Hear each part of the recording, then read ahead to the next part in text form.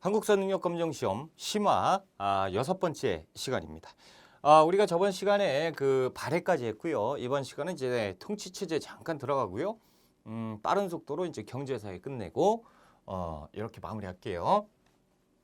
자, 남북국 시대 통치체제입니다. 그래서 통일신라의 통치체제를 한번 볼게요. 통일신라예요. 자, 그래서 통일신라의 중앙통치에는 집사부, 아래 시중 장관이죠. 아래에 13부가 있었고요. 그리고 이제 사정부라는 감찰기구가 있었습니다. 그리고 대학교가 있었고 다 공부했던 거예요. 사정부는 처음 봤죠. 자, 지방통치는 구주 오소경으로 만들었습니다. 그래서 설명을 한번 드렸는데 다시 한번 보자라는 거죠. 자, 한주, 삭주, 명주, 응주, 전주, 상주, 강주, 무주, 뭐 양주 이렇게 해서 9개 지역, 주가 9개고요. 소경이 5개가 있습니다. 그래서 하나, 둘, 셋, 넷, 5개잖아. 그렇죠? 그래서 오소경 특별시입니다. 남원경, 중원경, 뭐 서원경 이렇게 해서 5개가 있는 것. 요것을 보고 자, 수도가 금성이잖아요. 수도 금성에서 한주에서 난이 일어났을 때 진압하러 가는 과정에 명주에서 난이 일어났다 그러면 골치 아프니까 이런 지역적 수도가 지역적으로 편중되어 있는 내용을 보완하기 위해서 우리가 수도 5개를 만들었다라고 보시면 되는 거예요. 수도와 같은, 그렇죠? 수도 5개면 좀 그렇고 수도와 같은 5개의 특별시를 만들었다라고 보시면 되겠습니다. 자, 그래서 향부곡이라는 것도 요번에 만들었고요. 요 내용은 우리가 고려시대 가면 자세하게 해드려요. 그러니까 됐고요. 자, 지방제도 외사정인데 외사정은 지방감찰관을 파견을 한 겁니다. 그래서 이제 아시면 되고요. 상수리제도라는 것이 있는데 일종의 인질제도입니다. 그래서 그 고구려와 백제와 신라가 이렇게 규합이 됐잖아요. 그러니까 이제 백제와 고구려에 강력한 힘을 가졌던 지방 세력들이 있단 말이야.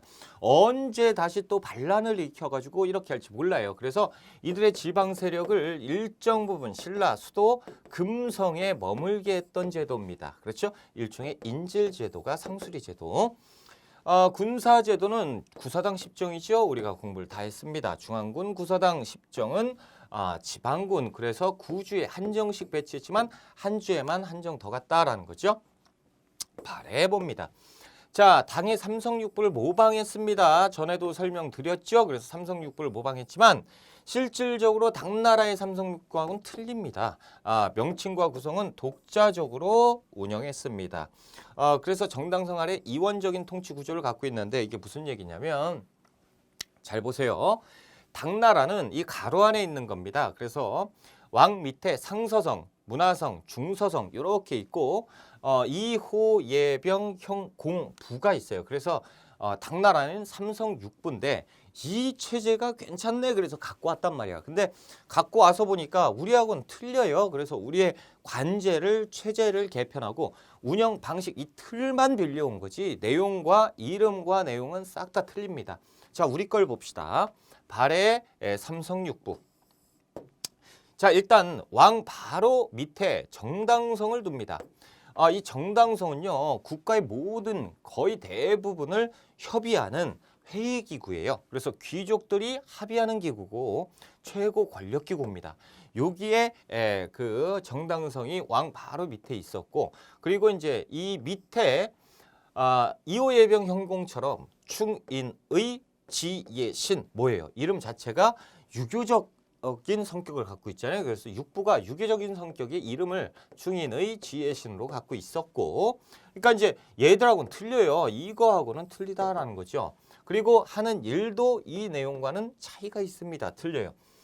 그리고 이것을 총괄을 정당성에서 직접 하는 게 아니고 3개씩 쪼갭니다. 충인의부는 좌에서, 그리고 지의 신부는 우에서 맞습니다. 그래서 좌사정, 우사정 여기에서 합의를 또 보고요. 그리고 올리는 거죠.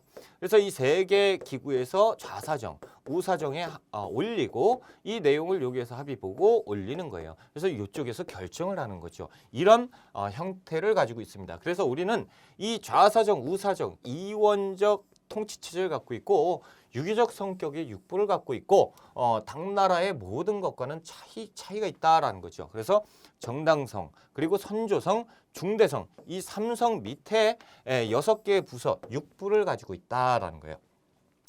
자, 중정대가 있습니다. 중정대는 관리의 비리를 감찰했던 기구입니다. 그리고 문적원은 책, 역사나 이런 거, 서적을 관리했던 문적원. 그리고 대학교가 있었죠. 주자감이 있었다라는 거죠. 이렇게 하시면 됩니다. 자, 이것이 이 발해의 삼성 6부고요. 그러니까 이제 독자적으로 우리 독자적으로 운영했다. 당나라 발해는 당나라의 통치 체제를 그대로 베꼈다. X죠.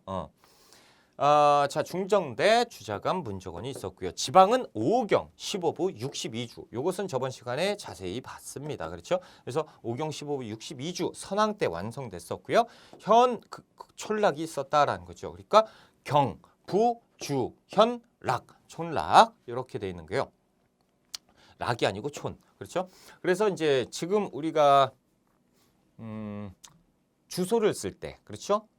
경기도 뭐 수원시 남구가 있나? 경기도 수원시 뭐 남구 무슨 동 무슨 구 무슨 면 막 가서 통리 뭐 이렇게 나오는 것처럼 경부 주현 촌 이렇게 가는 거예요. 자, 군사제도는 12가 있습니다. 자세한 내용은 모르셔도 되고 그냥 12가 있었다 정도만 아시면 되겠습니다. 자, 이제 우리가 신라 말기의 사회상과 후삼국의 성립을 보자라는 거예요. 신라 말의 사회 변화.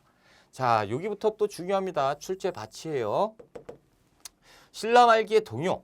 이제 상가 등의 권력이 강해지니까 왕권은 땅에 떨어집니다. 지방에 대한 중앙정부의 통제력이 약화되고요. 농민은 당연히 몰락하겠죠. 귀족들이 막 수탈해요. 그래서 농민을 수탈하고 자연재해, 그래서 반란이 끊임없이 증가를 하게 됩니다. 그래서 이 내용을 한번 보자라는 거죠. 일단 통일신라가 있을 때 위에는 발해. 그래서 남과 북이 공주하는 남북국 시대고 당나라. 자, 우리는 누가 뭐라고 해도요 어쩔 수가 없습니다. 이때 고대 사회는 중국이 선진 문화를 가지고 있었고 이 선진 문화를 우리가 수용을 하고 그리고 이 불쌍한 애들 일본에게 우리가 전달을 해주는 그런 구조잖아요.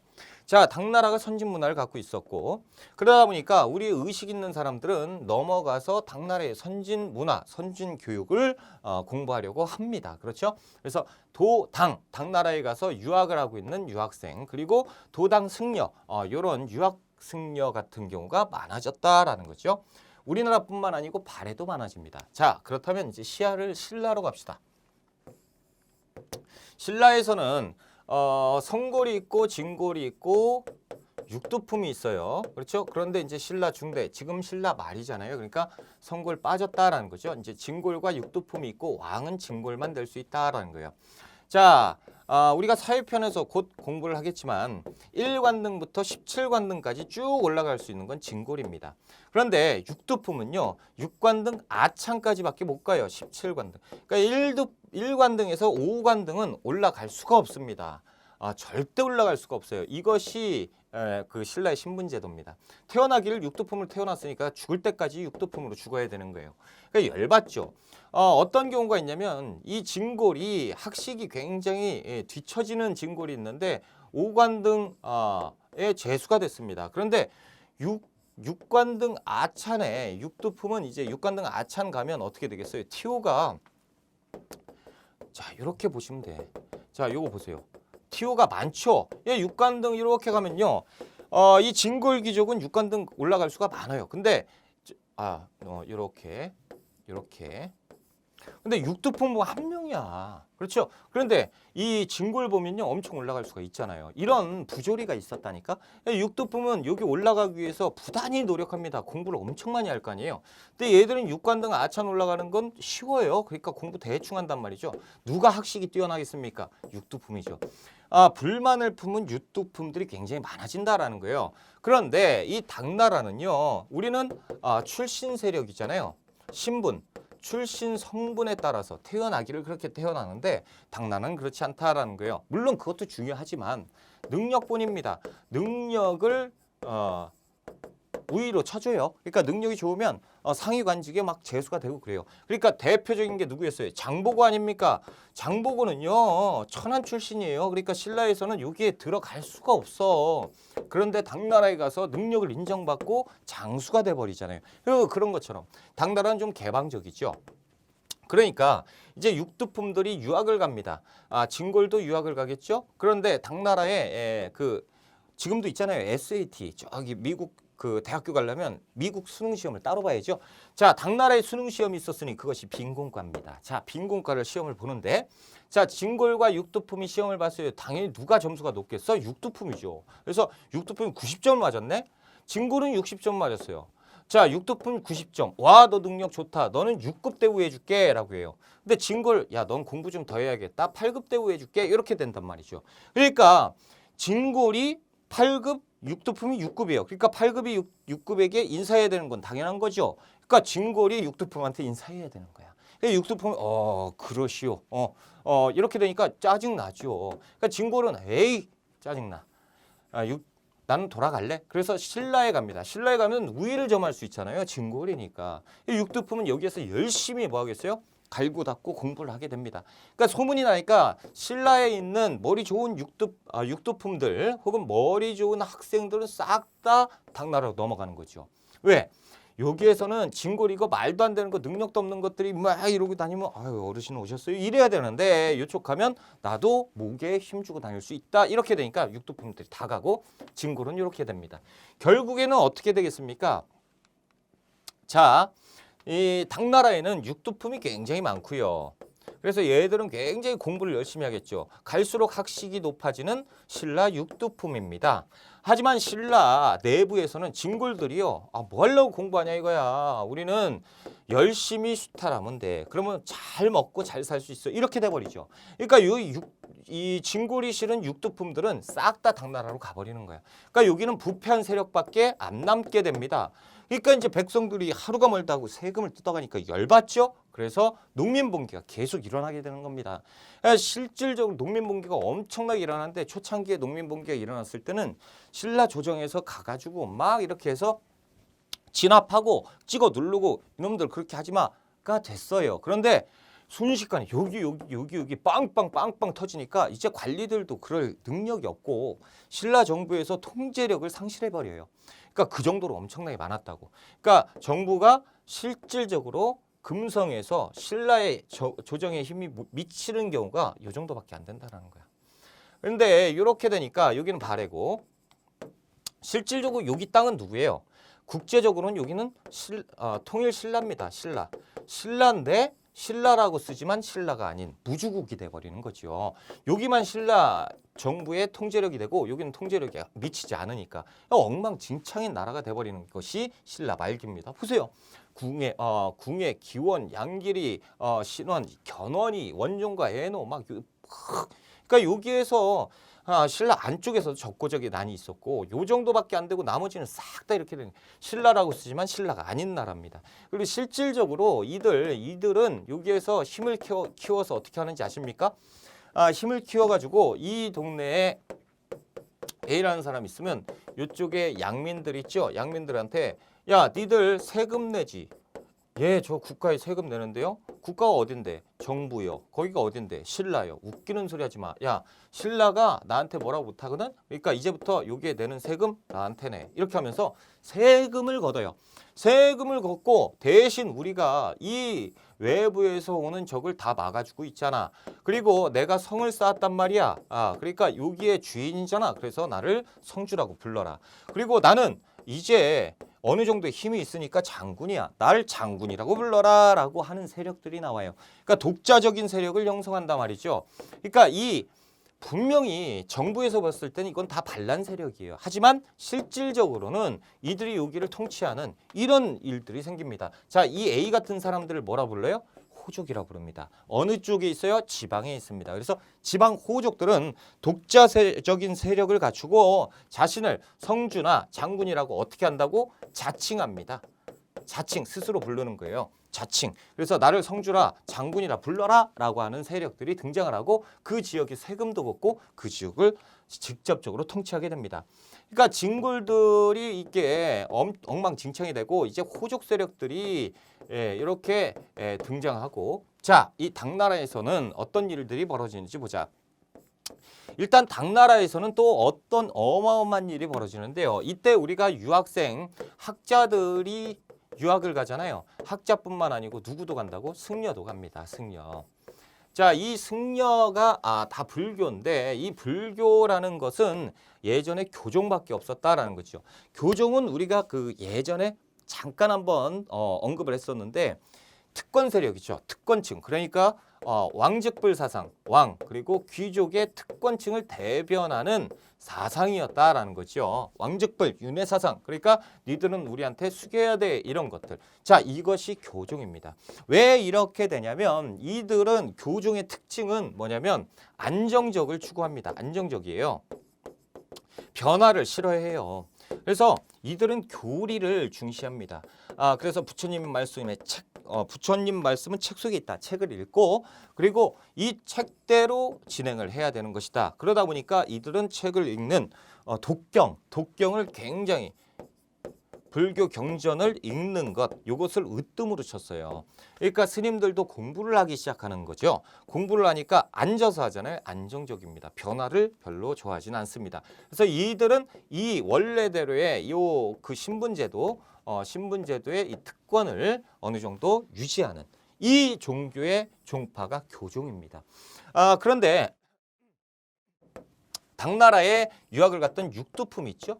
육두품과 이 승려들이 있단 말이에요. 승려들이 다 교종 승려 아닐 겁니까? 그렇죠? 그런데 이 선진 문화를 가지고 있는 당나라에서 이 불교가 분화가 돼요. 그러면서 가만히 있어봐. 이 교종 다 좋다 이거야. 당연하지. 부처님 말씀은 교리에 있어. 그래서 교리도 중요하지만 니들 때문에 나라가 썩어간다라는 거죠. 왜? 앉아서 부처님이 앉아서 계속 이거 얘기만 했느냐? 아니다라는 거예요. 실천이 중요하다라는 거예요. 실천. 니들이 말로만 알고 지들 혼자만 알면 니 혼자 부처가 되겠다는 얘기냐? 이런 거죠. 그러면서 비판을 하기 시작하면서 실천을 강조하고 그것은 좌선이라든가 참선 이런 같은 수행을 중요시합니다. 그래서 교리도 중요하지만 수행도 곁들여져야 되는 것이고 이 수행을 많이 해야 된다라는 거죠. 실질적으로 선종 승려 중에 수행을 많이 하신 분들, 많이 하신 스님들은 이제 스님이 돌아가십니다. 돌아가셔서 이제 화장장을 하잖아요. 화장장을 딱 했을 때 저도 화장을 하면 몸에 구슬 같은 게 안 나오죠. 그걸 뭐라 부르지?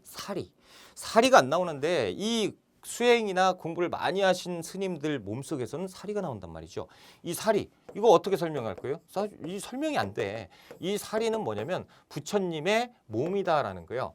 부처님의 몸의 일부가 사리다라는 거예요. 그러니까 부처가 되는 과정에서 이 사리가 나오게 되는 거다라는 거죠. 그러니까 사리가 많이 나왔다. 그러면 이분은 살아생전에 부처님이셨다. 뭐 이런 거죠. 이 사리 이런 것들이 나오게 됩니다. 그래서 사리를 보관하는 탑들이 생기게 되고 이것이 다 선종이에요. 선종. 그러니까 이 좌선 참선 실천을 중요시하는 선종이죠. 어떻게 보면 실리를 추구하죠. 이쪽은 그 이상적인 교리를 그러면서 이제 갈등을 빚게 돼요. 니들은 사입이야 이단이야 이렇게 하면서 같은 불교인데도 이런 갈등이 생기게 되죠. 자, 이 육두품들은요. 교종이 좋을까요? 선종이 좋을까요? 당연히 선종이 좋죠. 왜요? 이 진골들이 뭐 믿죠? 교종 믿고 있습니다. 그래야 자신들의 특권을 유지할 수 있거든. 그러니까 이 교종을 믿고 있는 진골. 나는 무조건 진골이 싫어. 육두품은 선종을 믿겠죠. 하지만 여기 호족들은요. 호족들은 교종 그냥 싫어요. 왜? 싫어. 그래서 부처님 믿고 싶은데 믿을 수가 없어. 왜? 얘들이 믿으니까. 호족은 누가 싫어요? 진골이 싫거든. 자, 이 타이밍이다라는 거죠. 육두품이 짐을 싸기 시작합니다. 이제 나라가 거꾸로 가고 있다. 신라가 이제 신라를 반대하는 세력들이 등장을 했다. 그것도 힘 있는 애들이 우리가 머리가 있지 않느냐. 쟤들이 불쌍한 애들이 힘만 있지 머리가 없기 때문에 나라를 뒤집을 수 없다. 우리가 가자. 그러면서 육두품 세력들이 이렇게 가는데 이때 선종 스님들도 맞다. 그러면서 가게 됩니다. 육두품과 선종이 하나가 됐잖아요. 그래서 이쪽으로 넘어오게 됩니다. 넘어오면서 이 호족들과 힘을 합하게 되는 거죠. 이들은 다 뭐가 싫어요? 신라가 싫어요. 신라가. 그렇죠? 그래서 구도를 정리해 보면 이렇게 되는 거예요. 지방호족들이 있죠. 육두품이 있죠. 자, 진골귀족들이 있습니다. 그렇죠? 자, 이 육두품은 선종불교를 믿었고요. 얘들은 교종불교를 믿어요. 그러면 지금 보자라는 거예요. 육두품이 어디 있어요? 육두품이 반신라 세력으로 가 있다라는 거예요. 자, 이 신라 중대에는 육두품이 어디 있어요? 왕. 그러니까 신라, 친신라 세력이었는데 신라 말로 가면 육두품이 반신라 세력으로 변한다라는 거죠. 자, 이것을 정리를 다 해놓은 거예요. 자, 그리고 원종과의 논한 이거 모르면 공부 안 하신 겁니다. 이건 무조건 나와요. 무조건 나오니까 이거 나오면 뭘 풀어라? 요걸 풀어라지 내용을 물어보지 않습니다. 요거예요. 그래서 사료에 막 중얼중얼 나오고 엄청 나는데 막 원종 혹은 저쪽 가다가 애노가 등장을 하는데 얘들이 이끌고 있는 무리가 엄청나게 많았다. 그래서 관병이 출병을 했는데 얘들을 보고 벌벌 떨면서 진격할 생각 자체를 못하고 있더라라는 거예요. 관병이 벌벌 떨고 있더라라는 사료가 나와요. 그러면 다 필요 없어요. 뭐예요? 얘들 이름 나오면 신라 말을 풀어라예요. 자, 호족 세력의 성장, 성주, 장군을 자칭합니다. 지방의 행정군사 경제권을 가지고 행사했고 육두품, 당 유학생과 그리고 선종 승려와 결탁을 하게 되고요. 호족의 유형 한번 봅시다. 밀려나 지방에서 세력을 키운 중앙 귀족. 그러니까 진골 귀족끼리 싸우다가 몰락한 애들, 쫓겨난 애들이 호족이 됐고요. 무역에서 종사하면서 돈을 모으고 힘을 모은 세력들, 군사 세력, 군진 세력, 그렇죠. 그리고 지방에서 오래 살았던 촌주 이런 사람들, 그리고 초적은 뭐냐면 산도적이에요. 산도적들 이렇게 하는 모든 세력이 호족이다. 자, 육두품, 골품제를 비판하기 시작하죠. 내가 여기까지 와서 이렇게 이 고생을 하는 이유는 어디에 있느냐? 저 썩어빠진 신라의 골품제에 있다. 신라가 썩어빠진 이유는 뭐냐? 골품제다. 그러니까 진골애들이 수탈을 당당하게 하는 거 아니냐라는 거죠. 그러면서 반신라 세력으로 가게 되고 이들 호족과 연계되죠. 호족은 부족한 게 머리에 있는데 육두품은 부족한 게 힘에 있어요. 이들이 이렇게 규합하게 되는 겁니다. 자, 그러면서 이제 후삼국이 성립이 되는데요.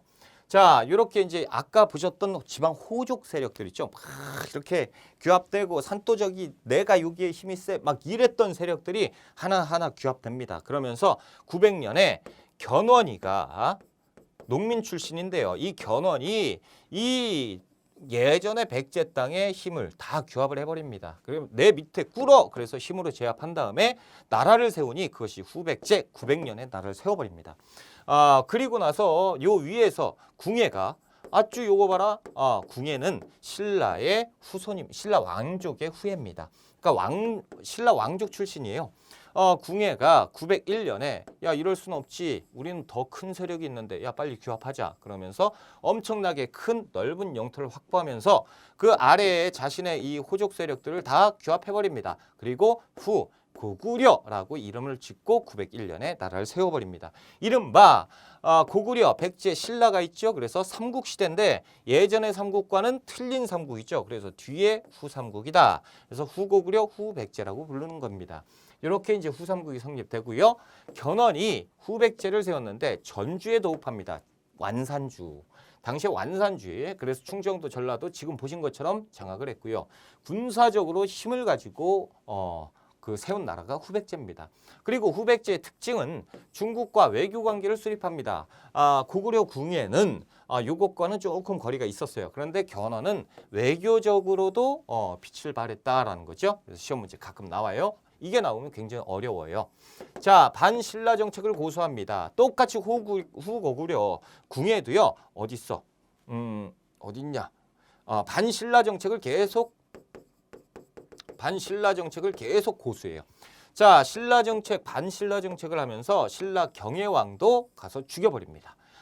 그렇지만 이제 견훤이 말년에 가서는 조세를 너무 가혹하게 걷고 그리고 호족들이 여기저기에서 다시 그러니까 완벽하게 규합하지 못했기 때문에 다시 호족들이 나도 일어날 거야 이러면서 이제 실패하게 되는 것이고 자, 후고구려 궁예입니다.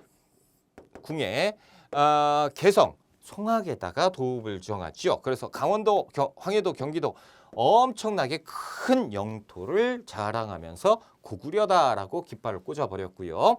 자, 국호를 변경합니다. 나중에 후고구려에서 마진 그리고 태봉으로 바꿔요. 그래서 새로운 신분제도로 모색을 하게 되는데 이게 뭐냐면 이 태봉에서 왕 밑에 광평성이라는 걸 만듭니다. 광평성. 조선에 가면요. 왕 밑에 의정부가 있잖아요. 의정부 밑에 육조가 있는데 그런 것처럼 의정부와 같은 기능, 광평성을 만들고 여기에 여러 가지 부서를 만드는데 이 여러 가지 부서는 지금까지 확실치는 않아요. 하지만 광평성은 확실하다라는 거죠. 그래서 우리가 1급을 준비하신다라고 하면 무조건 공부하셔야 돼요.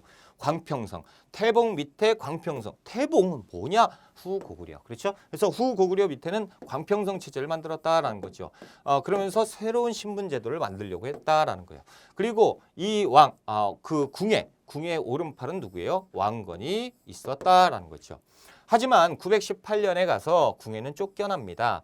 그래서 자신이 미륵부처다라는 거예요. 나는 미륵부처. 그래서 미래를 내다보고 관심법, 네 마음을 알 수가 있다라고 하면서 점점 안 좋아지죠. 그러면서 이제 폭정을 일삼게 되고 지나친 조세 수치를 하게 됩니다. 그러면서 전제전치, 나는 부처님이니까 내 말은 다 맞다 이렇게 돼요. 그러니까 힘들죠. 그래서 결국에 신하들이 궁예를 내쫓게 되고요.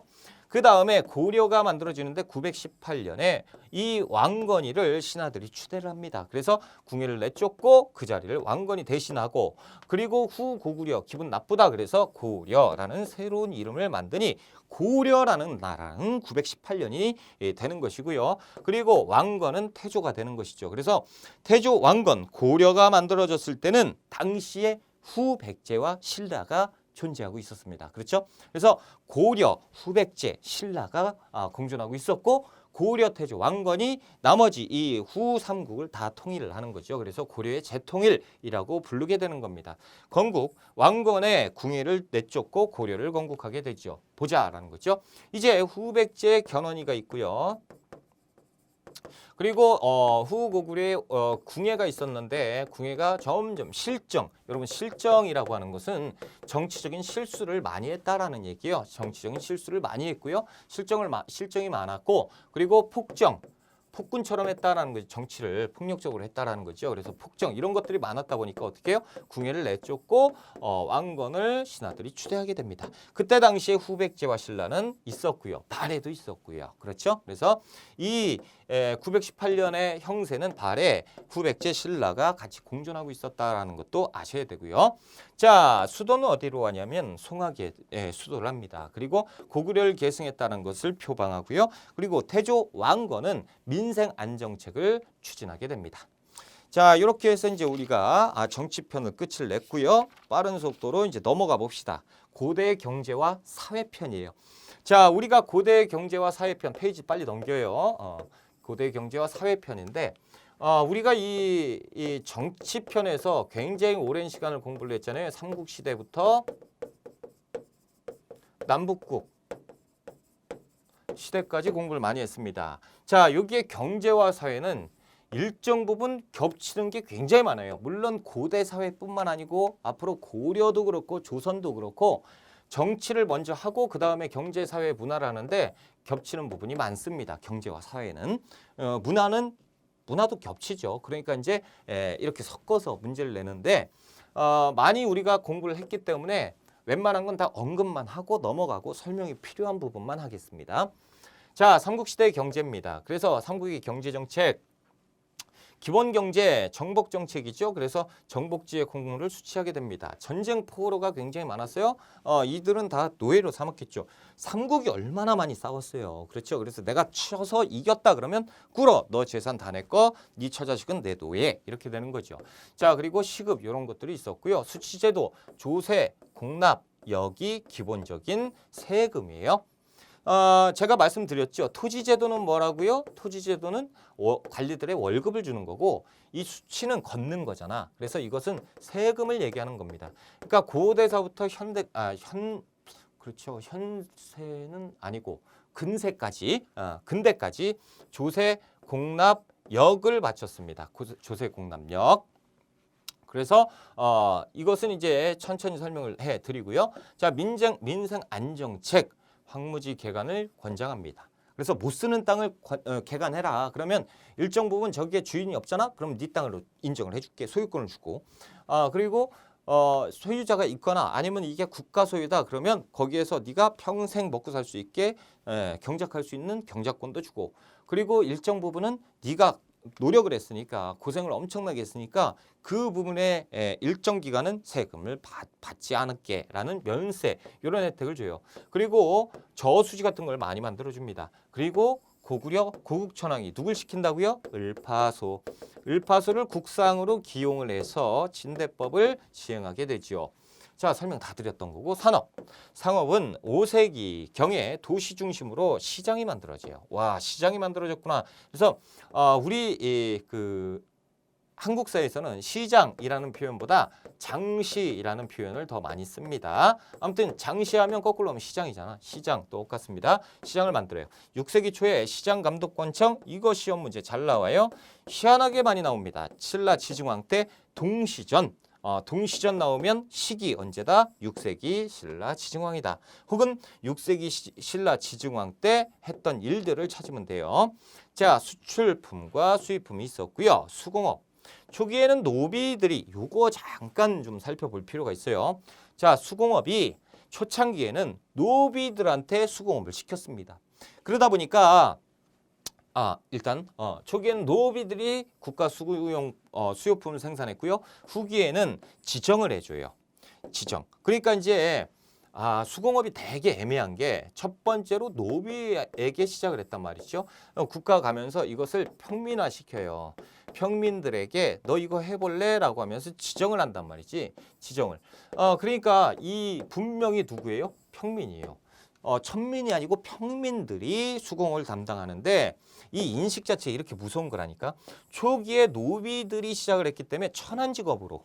그래서 조선까지 수공업을 담당하면 에이 천한 놈이라고 얘기합니다. 아니 안 천해요. 천하다는 건 천민을 얘기하는 건데 평민인데 평민 중에서도 계급이 제일 낮아요. 인식이 그렇다라는 거죠. 수공업이 그래서 그렇구나라는 거죠. 자, 귀족과 농민의 경제생활입니다. 귀족 생활 잘 살았겠죠. 뭐 시험 나올 게 없어요. 잘 살았습니다. 그래서 뭐 기와집 창고 마구간 별게 다 있어. 우물 주방 다 비단 옷 금 은. 농민들 볼까요? 굉장히 힘들죠. 농민들은 아주 힘들어 죽겠다라는 거죠. 먹고 살 게 없다. 자, 휴경농법이라고 돼 있는데 농업기술의 발전을 한번 봅시다. 지금은 뭐 비료 같은 게 있어서 묵혀두는 땅이 없습니다. 그냥 딱 했다 그러면 썩히죠. 비료 다 해가지고 쫙 고운 흙을 다시 만들어서 다시 하는데 이때는 그럼 시비법, 비료를 하는 법을 시비법이라고 합니다. 이런 생각 자체를 못했기 때문에 추수가 끝나고 나면 그걸 자연스럽게 썩혀야 돼요. 안 그러면 거기에다가 다시 씨를 뿌려봐야 안 나거든. 토지가 별로 안 좋습니다. 그래서 썩히는데 이때 쉰다라는 거죠. 농사를 쉰다. 그래서 휴경농법이 있었고요. 별로 중요하지 않아요. 자, 철제 농기구가 보급되었습니다. 6세기에 보편화되죠. 그래서 이것도 별로 중요하지 않고요. 우경 지증왕. 그렇죠? 우경 엄청나게 중요해요. 우경. 자, 국가에 대한 의무가 있는데 뭐 세금 납부하는 거죠. 그렇죠? 곡물, 삼배, 과실 뭐 이런 것들 납부하고요. 노동력도 동원됩니다. 자, 궁을 재건축을 해야 된다. 얘들아 모여. 그러면 동원하는 거예요. 이게 지금 말이 됩니까? 전쟁 물자도 부담하는 것이 평민들이에요. 귀족들은 안 해요. 경제적으로 하긴 하죠. 그런데 거의 안 한다라는 거예요. 경제적으로 부담이 굉장히 많아요. 귀족들은 게다가 농민들을 뺏어요. 농민들 사기 힘들죠. 자연재해 같은 것도 있으니까 먹고 살 게 없어서 농민은 자연스럽게 몰락됩니다. 그래서 노비, 유랑민 뭐 떠돌아다니는 거지. 도적 이런 것도 이렇게 가게 되는 것이 그 농민들이에요. 삼국시대 농민들.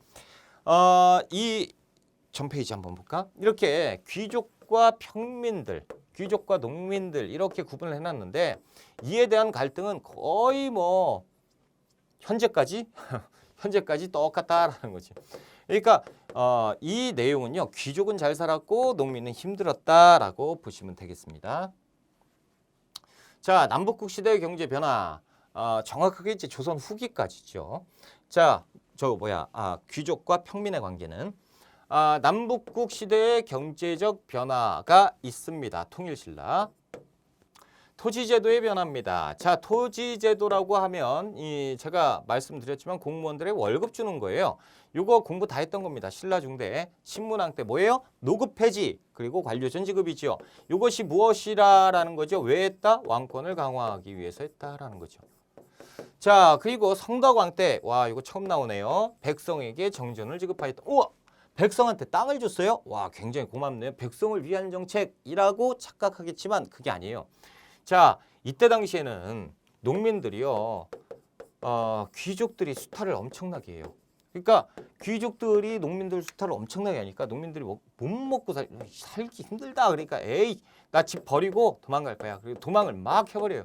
그러니까 땅은 놀고 있는 땅들이 굉장히 많아요. 이런 문제가 생깁니다. 그런데 그걸 경작을 해야 생산물이 나오고 국가가 잘 사는데 그런 일이 없어지는 게 농민들이 다 도망가니까. 그러니까 도망가지 마라 그래서 야, 니들 왜 도망가지? 얘들이 돈 다 뺏었지. 땅 다 뺏었잖아. 그러니까 국가 차원에서 니들 지원해 줄게. 자, 여기 일정 부분 니 땅으로 인정해 줄 테니까 여기 와 살아라고 하는 거죠. 그럼 농민들이 고맙죠. 열심히 농사를 집니다. 그리고 세금을 그 국가에 세금을 납부하게 되면 국가가 잘 살 거 아닙니까? 그래서 성덕왕 때 백성에게 지급했다라고 하면 이것은 뭡니까?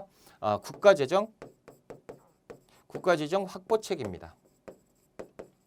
그래서 이 뭡니까? 우리가 통일 신라 때 정전을 지급했고요. 그리고 민전이라는 걸 지급하게 되는데요. 고려 시대에는 민전을 지급합니다. 그래서 우리나라 역사에서 백성들에게 땅을 지급했던 거는 딱 두 가지인데 하나는 신라 때 정전과 하나는 고려 시대 민전이다라고 아시면 됩니다. 그러니까 민전이 나왔다 그러면 고려도 딱 풀어야 되고 정전이 나왔다 그러면 고려가 아닌 신라로 딱 풀어야 되는 거예요. 그렇죠? 이것만 아시면 돼요. 자, 신라 하대 경덕왕 때 왕권이 땅에 떨어지죠. 어떻게 떨어져요? 노급이 부활하죠. 관료전 폐지하고 노급을 부활합니다. 그래서 이거 시험 문제 엄청 잘 나와요. 토지제도 무조건 시험 문제 나온다라는 거예요. 자, 민정문서인데요. 신라정적 민정문서 어떻게 생겼느냐? 이렇게 생겼습니다. 그냥 하나의 문서예요. 이런 문서가 어디에서 발견이 됐냐면 1933년 일본 도다이사 쇼소인 정창원이라는 일본의 절에서 발견이 됩니다. 그러니까 일본 절에서 발견이 됐잖아요. 아까 보셨잖아요. 문서잖아요. 문서 이렇게 발견되니까 에이, 일본 거겠거니. 그런데 문서를 해독, 판독하다 보니까 이게 우리나라 거야. 그것도 우리나라 고대 신라 거다라는 거죠. 신라의 서원경, 오소경 중에 서원경이 있습니다. 이 서원경 청주인데 현재 청주 서원경에 그 촌락에 재산 목록이 담겨져 있었다라는 거죠. 그래서 서원경에 4개 촌락, 4개 촌락의 서원경 안에서 4개 촌락의 모든 문서, 그 동네에 뭐가 있었냐, 뭐 사람이 몇 살에서 몇 살까지 몇 명이 살았고, 몇 명이 살았고, 또 그 사람이 또 가지고 있었던 건 재산이 요렇고, 몇 평을 가지고 있었고, 그리고 또 소, 말, 돼지, 뭐 뽕나무, 잣나무 이런 나무들, 이런 재산의 모든 것들이 싹 다 기록되어 있었다라는 거죠. 그러니까 신라의 재산 목록이 기록되어 있었다. 신라 민정문서예요. 신라 장적 민정문서라고도 부릅니다. 자, 그래서 작성은 누가 하냐면 그 지역 촌주가 합니다. 촌주는 지역의 토착 세력이지 중앙에서 파견을 나간 사람이 아니에요. 지역 토착 세력입니다. 그래서 매년 조사해서 3년마다 평균 내서 3년마다 작성합니다. 자, 그리고 내용은 토지 크기, 인구수, 소화, 말해수, 토산물 파악, 사람의 많고 적음에 따라서 9등급, 연령 선별에 따라서 6등급. 만약에 이걸 6등급, 요걸 9등급이라고 시험 문제를 내면 여러분들 죽을 거예요. 그래서 이렇게 치사하게는 안 나옵니다. 공무원 시험 같은 경우에는 나와요. 그런데 우리 시험엔 안 나오니까 다행이죠. 이런 것들을 차라리 이렇게 해서 자료에다가 서원경에서 아니면 도다이사 쇼소인 아니면 정창원에서 발견이 됐는데 이런 것들이 기록되어 있었다라고 할 때 이걸 그냥 써줍니다. 그러니까 우리는 참 고맙죠. 그렇죠? 이런 내용을 써주고 왜 이런 문제 왜 다음과 같은 문서를 왜 작성했을까라는 질문이 나오면 뭡니까? 이것이 정답이죠. 국가의 세금 징수를 위한 자료로 활용을 했다라는 거예요. 그래서 신라정적 민정문서도 많이 좀 봐두세요. 그래서 민정문서는 한 6번 중 6번 시험 본다라고 하면 6번 중에 1번 정도 출제가 됩니다.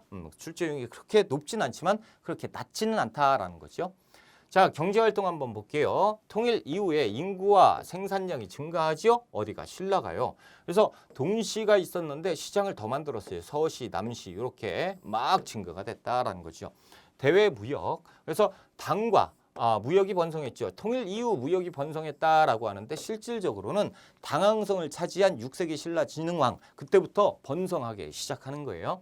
자, 공무역, 사무역이 발달했고요. 당항성에서 국제무역항 당항성 그리고 이슬람 상인이 울산에서 무역합니다. 그래서 울산항. 그래서 당항성과 울산항이 나왔다라고 하면 언제입니까? 신라입니다.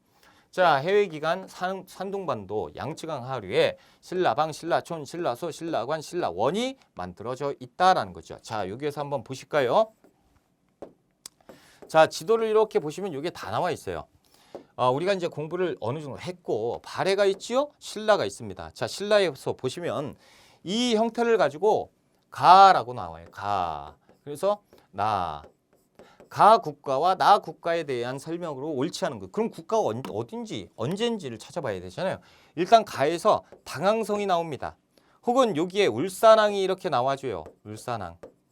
그러면 국제무역항이 두 개예요. 당항성과 울산항이 나왔으니까 당나라가 있겠지요. 그렇죠? 그러니까 이때는 신라.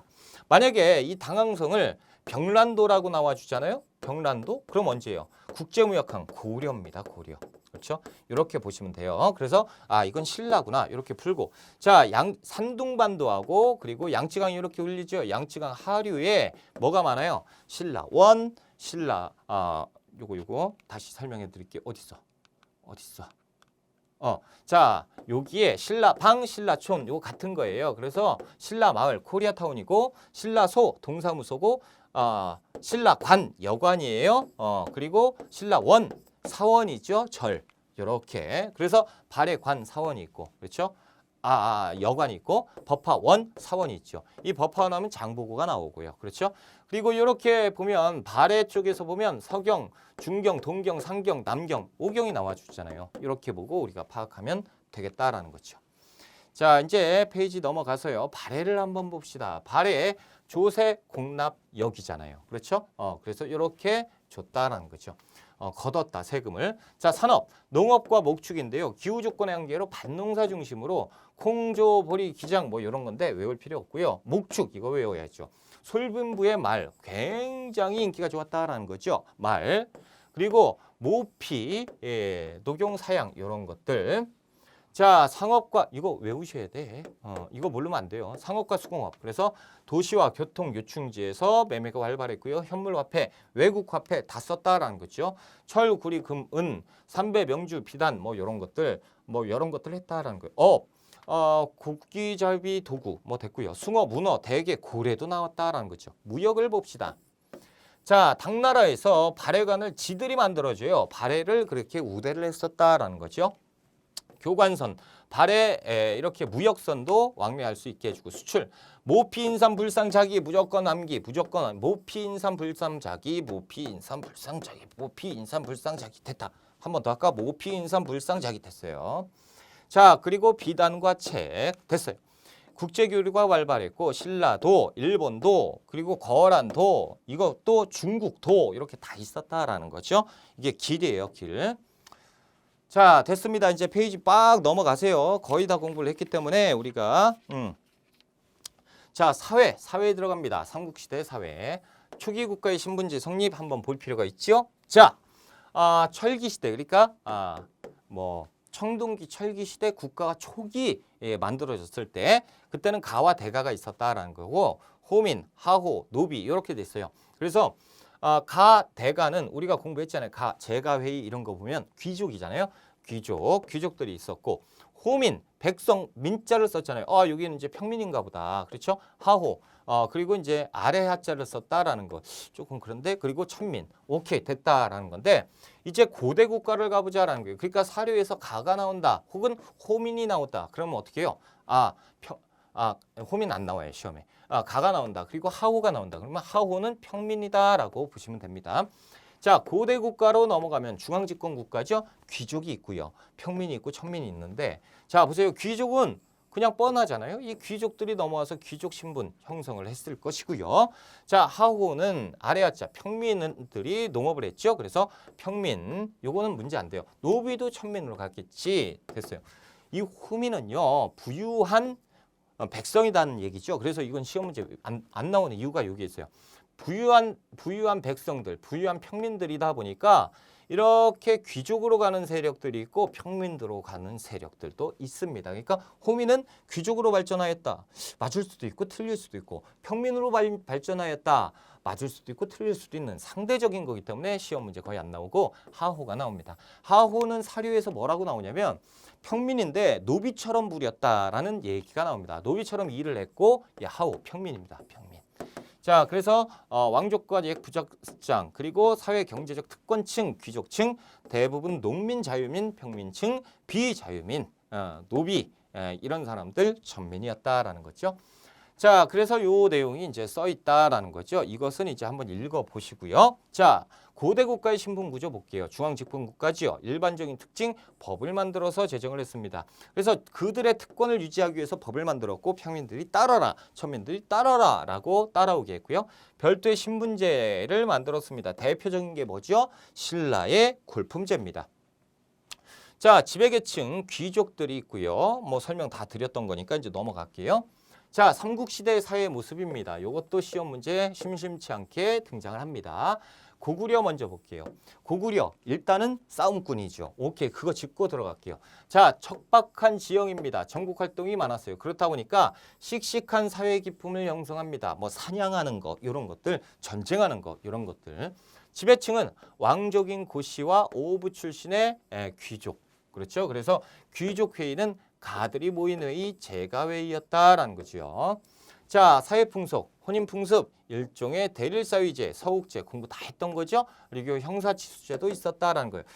지금 와서 얘기지만 형사치수제는 부여에도 있었죠. 시험에 나오면 어디부터 풀어라?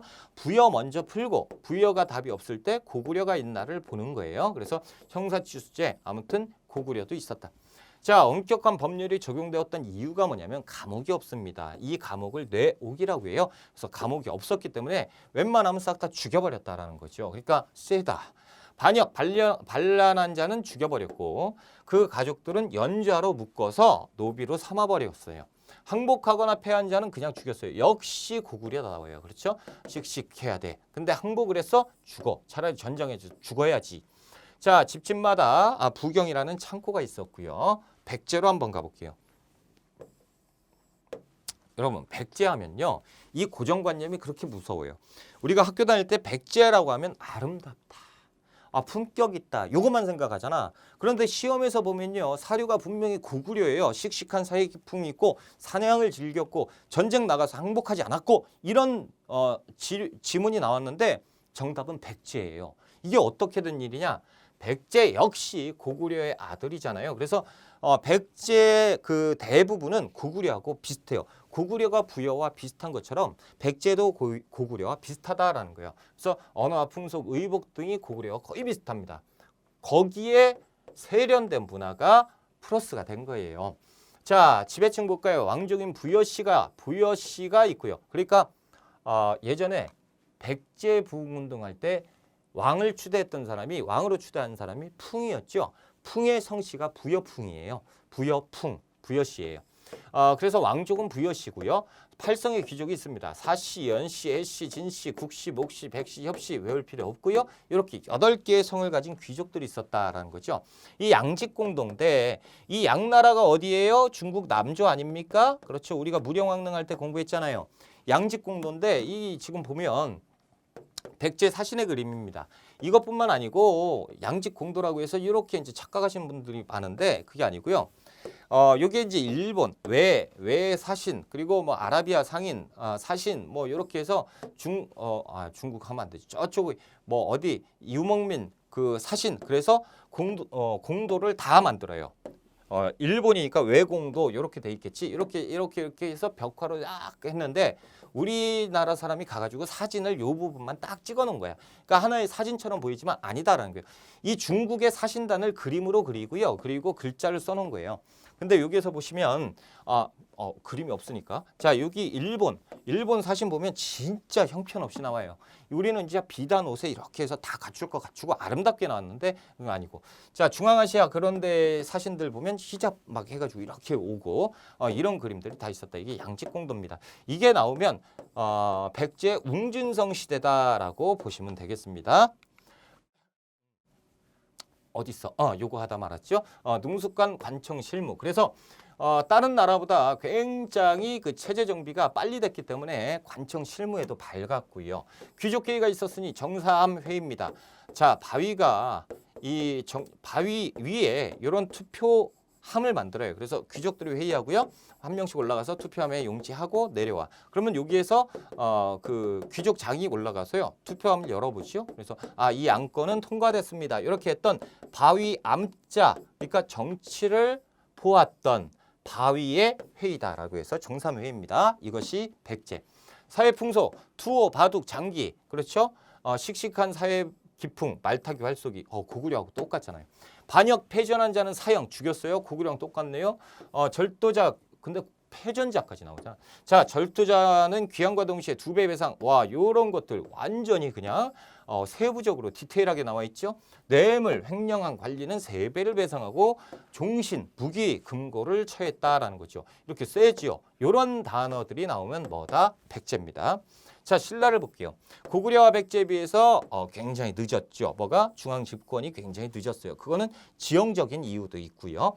자, 지배층, 왕족인 성골이 있었고 진골, 육두품, 귀족이 있었지만 그렇죠. 조금 있다가 성골이 없어지면서 진골이 그 자리를 대신하지요. 자, 귀족회의는 화백회의가 있었어요. 만장일치이고 신라의 합의제도고 누가 상대 등이 주관했습니다. 그렇죠. 됐어요.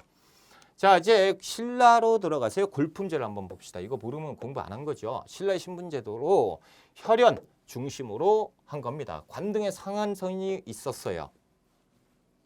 자, 여기 보세요. 진골. 성골이 없는 이유는 아시겠죠? 성골 이퀄 진골이에요. 자, 6두품, 5두품, 4두품, 3, 2, 1두품이 있는데 3, 2, 1두품 같은 경우는 평민화가 되기 때문에 공부를 안 하셔도 됩니다. 자, 진골귀족 1관등부터 17관등까지. 그렇죠? 6두품, 6관등까지 이렇게 가는 거예요. 그리고 5두품은 10관등까지. 자, 됐습니다. 자, 지금 보세요. 공복, 그러니까 관리의 복색인데 자비청 황색입니다. 자색, 아주 빨간 진한색, 비색은 옅은 붉은색, 청색, 파란색, 황색, 노란색인데 이렇게 이제 입는데 보세요. 이게 옷만 봐도 저게 신분이 6두품인지 그 6두품인지 5두품인지 이것을 파악할 수가 있다라는 거예요. 6두품은요. 죽을 때까지 빨간색은 입을 수가 없다. 자색은 입을 수가 없어요. 5두품은 자색뿐만 아니고 이 비색까지 입을 수가 없습니다. 4두품은 오로지 노란색밖에 입을 수가 없다라는 거죠. 그래서 우리가 1급 2번 찬, 1관등 2벌찬 우리가 이제 공부 안 해도 돼요. 대신 아차는 외우셔야 돼요. 6등급 아차는 무조건 외우셔야 된다. 그래서 아차까지 오를 수 있다라고 하면 6두품을 찍어라라는 문제고요. 그리고 또 어디야? 10관등 대남아까지 1급을 준비하신다 그러면 여기까지 기억하시는 게 좋고요. 나머지 분들은 안 하셔도 됩니다. 자, 아찬 그리고 대남아까지. 그래서 보통 6두품과 진골 귀족을 이렇게 구분을 합니다. 자, 그러면 질문. 진골 귀족은 청색을 입을 수가 있었다. 맞죠? 입을 수 있어요. 진골이니까 1관등에서 5관등까지밖에 못 가 아니고 싹 다 할 수 있다라고요. 그러니까 자비청황색을 다 입을 수 있고요. 진골인데도 불구하고 14관등 낮은 관직에 있을 수도 있다라는 거예요. 단지 높은 관직에 못 간다 뿐이지. 그리고 일상생활까지 다 규제합니다. 일상생활까지. 이것뿐만 아니고 이건 정치적인 거고요. 그리고 또 여기에서 보면 6두품이 짜증나는 게 뭔지 아십니까? 자, 이 1관등에서 5관등 있죠? 이게 장관급이에요. 장관. 그러면 6등급은 장관까지 못 간다라는 거죠. 질문. 6두품은요. 지방장관은 할 수 있었다. 왠지 맞을 것 같죠. 중앙이 아니니까 안 돼요. 장관, 중앙, 지방 다 포함되는 거예요. 그러니까 지방장관도 못하는 것이 6두품이에요. 짜증이 나죠. 자, 세부적으로 봅시다. 일상생활까지 규제한다라는 거. 자색 입은 사람은 이제 방의 크기, 집 규제를 하는데 진골은 크게 집을 칠 수가 있습니다. 그래서 멀리서 보면 집만 봐도 알 수 있어요. 담장이 엄청 높아요. 안 보여 집이 그러면 진골. 근데 조금만 하면 보일 수 있을 것 같은데 하면 6두품. 보이네? 그 아래 등급 이렇게. 그리고 이 담장의 그 재료까지. 그래서 이 돌이 어떤 돌이냐? 어떤 돌은 못 쓴다라는 거죠. 그래서 그 화강암 같은 거, 화강 대리석 이런 걸로 벽을 졌는데 오도품이 했다 그러면 무조건 잡혀갑니다. 그냥 맞는 거예요. 니까짓 게 이런 걸 써? 이렇게 되고. 그리고 이제 문을 열고 이제 들어가요. 대문 열고 딱 들어가면 그 안에 우물이 있어. 우물이 있을 수도 있고 없을 수도 있어요. 그리고 이 우물이 있는데 뚜껑이 있느냐 없느냐에 따라서도 신분의 차이가 있고 뭐 엉망이야. 하여튼 하나부터 10까지. 그리고 방의 크기 24자. 그러면 한 4평 정도?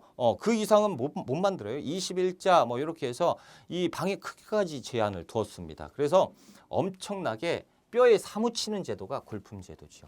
자, 성골 전통 왕족 출신이죠. 진골 무열왕 이후의 왕족으로 최고의 신분이고 성골 진골 이퀄이잖아요. 시기 문제지 뭐 다 똑같아요. 육두품은 대족장 출신으로 득난이라고 불렀어요. 득난 취득하기 어렵다라는 거죠. 이 취득하기 어려워요. 자, 저번 시간에 말씀을 드렸었던 것 같은데요. 6등급 6관등 아찬에 올라가는데 육두품은 굉장히 힘들어. 티오가 없단 말이죠. 근데 진골은 많지요. 그래서 올라가기도 힘들다라는 거죠. 행정, 학문, 종교 분야에서 활약을 했고요. 6등급 아찬까지만 된다. 5등품 뭐 됐고요. 이렇게 됐고 중위제를 한번 볼 필요가 있습니다. 자, 여러분 보세요. 이게 6두품, 5두품, 4두품이 만약에 6두품 중에서 굉장히 실력이 좋은 사람이 있었단 말이에요. 실력이 굉장히 좋은 사람이 있었는데 이 사람이 젊은 나이에 한 25인데 6등급 아찬에 올라갔어요. 그럼 죽을 때까지 진급이 안 되잖아. 여기도 마찬가지로 10등급 대나마까지 그 죽을 때까지 올라갈 수가 없잖아요. 그럼 불만이 엄청나겠죠. 뭐 연구하고 뭐 열심히 하겠어요? 어차피 다 올라갔는데. 그러니까 이런 사람을 위해서 특진 제도를 만들어 놓습니다. 그러면 여기에서 승진하면 5관등이 되죠. 5관등이 되잖아요. 5등급이 되니까 안 되고 5등급 대우야. 하지만 6등급입니다. 이걸 가지고 중위제라고 불렀어요. 특정 관등을 더 세분의 특진 제도인데 6등급은 아찬인데 4중 아찬까지 만들어요. 그러니까 4중 아찬은 5등급 대우지만 6등급이야. 자, 10등급 대나마는 9중 대나마, 7중 남아까지 이렇게 승진할 수 있었던 제도가 중위제. 외울 건 아니고 이런 것들이 있었다라는 거죠. 자, 화랑도죠. 신라 청소년 단체입니다. 원시사회 청소년 집단에서 기원을 했는데 화랑과 낭도로 구성이 되어 있습니다. 자, 화랑은 귀족의 자식들 중에서 한 명, 그리고 낭도는 귀족의 자식들과 화랑이 되지 못한 귀족의 자식과 평민들 혹은 평민의 자식들이 모인 거예요. 자, 이 화랑에 여러 명의 낭도, 한 명의 화랑에 여러 명의 낭도가 구성이 되어 있고 이 화랑의 총책임자는 국선이 되는 거예요. 이게 화랑도의 구성입니다. 자, 지도자와 그래서 이 앞자를 따서 화랑도라고 부르는 거예요. 화랑과 낭도가 모인 무리, 그래서 무리 도자를 써서 화랑도라 부릅니다. 이들은 계층 간의 대립과 갈등 조절, 완화하는 기능이 있는데 보세요. 화랑은 귀족이죠. 당시의 신분제, 골품제 있죠. 골품제가 이 신분과 신분과의 엄청난 갈등을 야기시키잖아. 봐보세요. 난 머리가 좋은데 육등급이야. 얘는 진골이야. 에이, 이렇게 되니까 엄청나게 갈등이 심한데 이때는 이제 낭도, 그렇죠. 귀족과 그러니까 6두품이 있을 수도 있고 5두품, 뭐 진골이 있을 수도 있잖아요. 여기는 진골밖에 안 될 것이고, 그렇죠. 근데 여기에서 이제 같이 무엇을 하냐면 이들이 같이 무리지어서 돌아다니면서 술 마실 땐 술 마시면서 춤추고 놀고 노래하면서 놀기만 하느냐, 그것이 아니고 원래는 공부하는 거예요. 같이 공부하고 그리고 무예를 같이 연마합니다. 그러니까 한 명이 하다가 낭도가 다쳤어. 그러면 화랑이 와서 치료해 주죠. 그러니까 낭도가 화랑이 또 고맙죠. 우리는 같은 공동 운명체야 이러면서 좋아지겠죠. 그래서 계층 간의 대립과 갈등을 조절 완화시켰던 기능도 있었던 것이 화랑도다라는 거예요. 자, 발전. 진흥왕 때 조직이 국가 조직으로 개편됩니다. 그리고 진평왕 때 화랑도가 젊은 청소년 집단이다 보니까 애들 술 마시고 사고 치는 경우가 많아. 그러니까 규율도 만들어요. 그것이 원광법사, 원광 스님의 세속 5계입니다. 세속 5계는 책에서 보시면 아시겠지만 그 뭡니까? 임전무태. 그렇죠? 임전무태. 뭐부터 해야 될까? 저 그 사료에 나옵니다. 사료. 첫 번째 이제 사군이충. 사군이충은 뭐예요? 사군, 군자. 그러니까 이제 왕을 충으로서 섬겨야 되고, 그리고 사친이요. 사친이효. 그러니까 이제 부모님은 효로서 해야 되고, 그리고 교우이신. 교우. 그러니까 이제 친구 간의 믿음으로써 해야 되고. 자, 이게 지금 뭐예요? 유교적인 성격을 가지고 있었고. 자, 임전무태